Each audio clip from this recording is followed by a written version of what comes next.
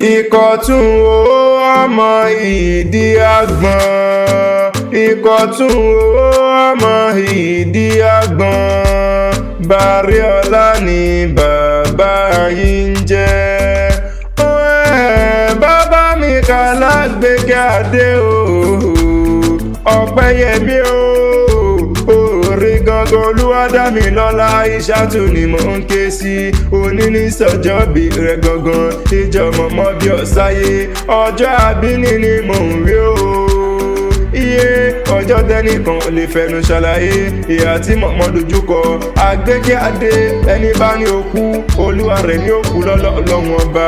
Aisha ìwọ oníkanjú kú. Bẹ́ẹ̀ ni onídààmú nílé ayé tó wà. Ọpẹ́yẹmí o. Àgbékẹ́ Adé Olúwadámilọ́lá ni mò ń ké sí. Mo pé o mọ̀ rìn kó mọ̀ yan fanda ni. Òní ló ní jẹ́ ẹni abẹ lọ́wẹ́. Òní ní sọjọ́bí rẹ̀ olóríire ọmọ. Ọmọ tí ń sọjọ́bí lónìí o. Bó ṣe ń lé lọ́dún kan lónìí. Kíre ayọ̀ rẹ̀ kó mọ́ lékún ni. Ìwọ ò wá ní báwọn fọjọ́ lọ́jọ́ lọ.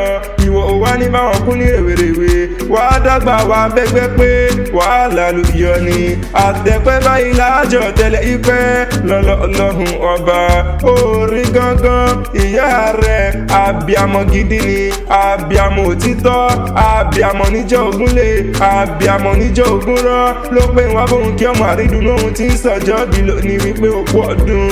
Ó ní ọmọládé ọmọ lówó ọmọ nìyí ọmọlẹ̀yẹ ni. Ó pé wọn mọ̀ kí ọlógúnlógún. Ó pé wọn mọ̀ kí ọlọ́gbọ̀nlọ́gbọ̀n ni. Ó ní Olúwadámilọ́lá ìdùnnú mi ni. Àgbékẹ́ Adé àrídùnnú mi ni. Ìfọ̀kànbalẹ̀ mi ni.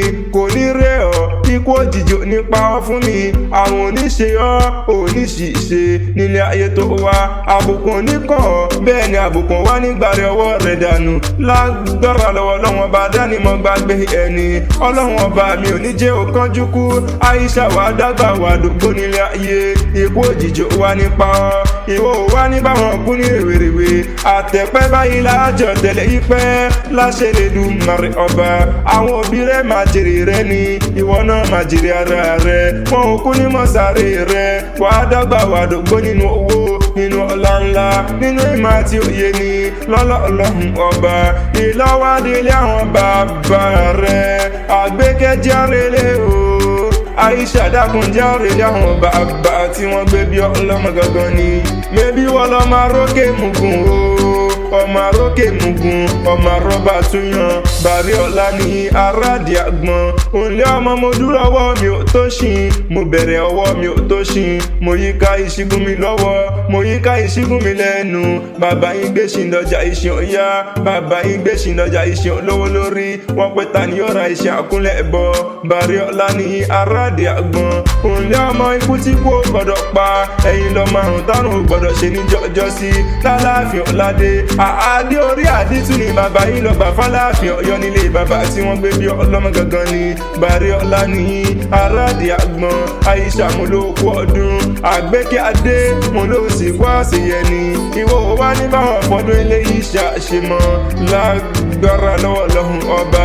Ǹjẹ́ tán bá ní ta ní kọ́lé wíkí ọ̀la tẹ̀kan. Mọ̀ pé Adésínà lèmi ń jẹ́. Habibola ìtàlọ́ ẹ̀ ń fẹ́.